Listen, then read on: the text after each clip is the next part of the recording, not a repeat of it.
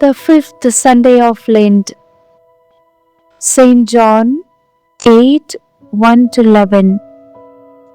Today's Gospel from St. John brings us into a powerful and uncomfortable scene. Early in the morning, Jesus Christ is teaching in the temple. People are gathered around him, listening. There is a peace in that moment until suddenly it is shattered. A group of scribes and Pharisees push through the crowd. Between them, they drag a woman. She is not walking with dignity. She is not invited. She is exposed. She is accused. They make her stand in the center as if she is no longer a person but a case, a scandal, a public example. Their voices are sharp and cold.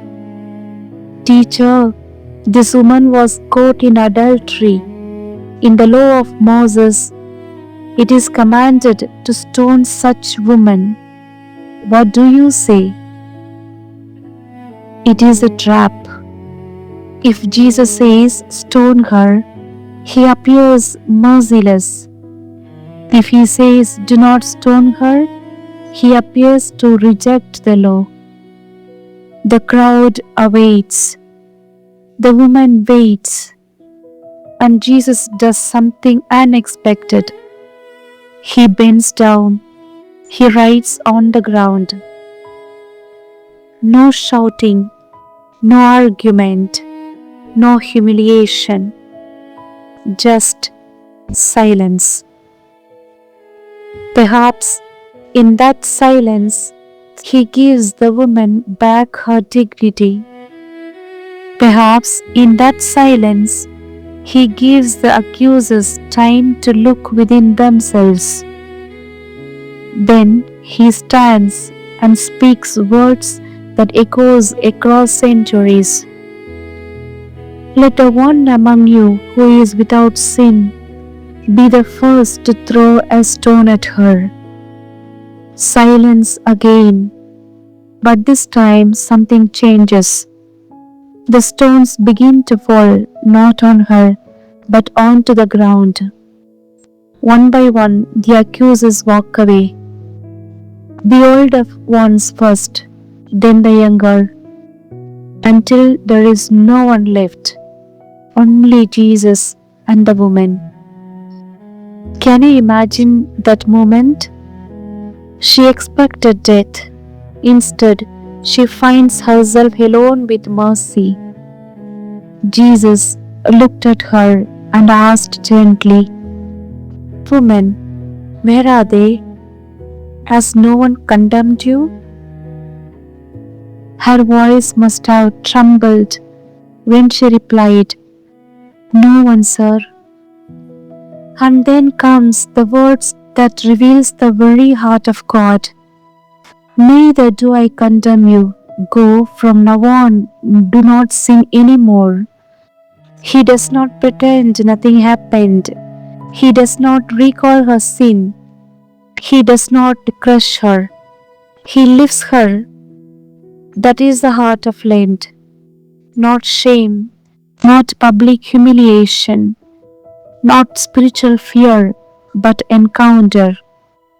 In this Gospel, we discover that we are not just spectators. Sometimes we are the woman. We carry regrets, mistakes we wish we could erase, words we cannot take back, choices that still echoes in our conscience. We fear being exposed. We fear being judged.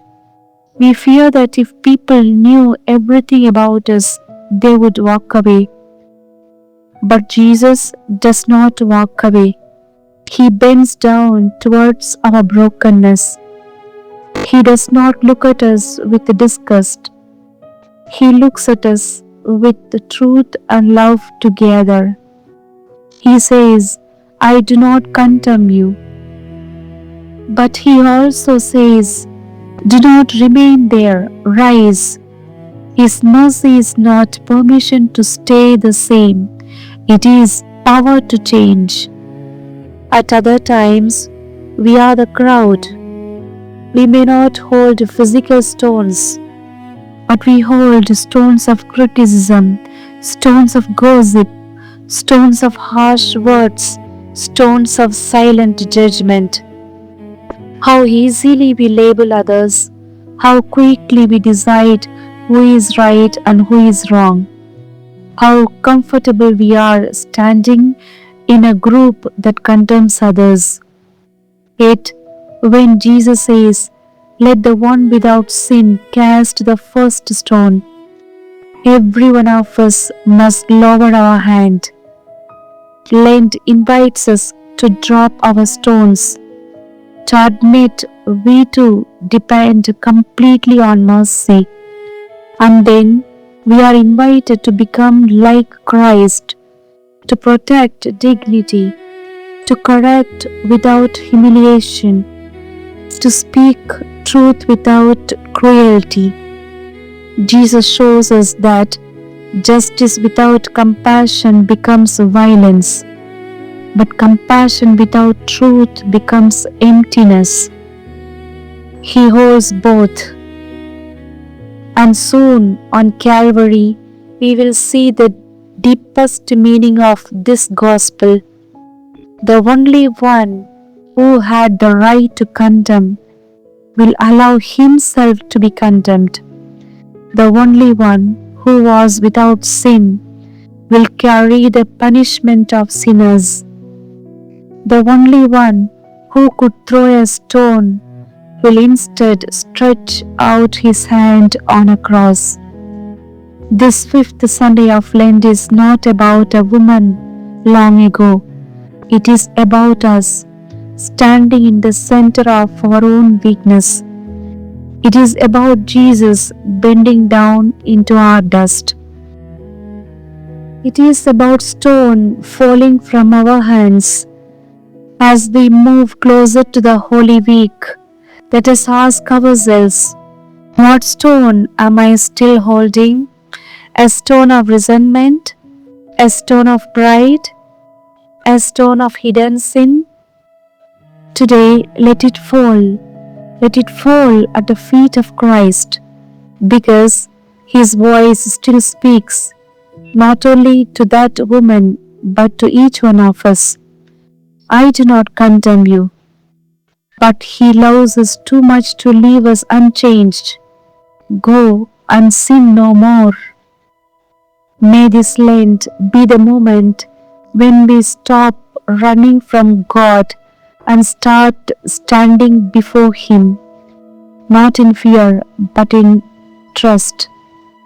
Because when mercy bends down, no one needs to remain in the dust. Amen.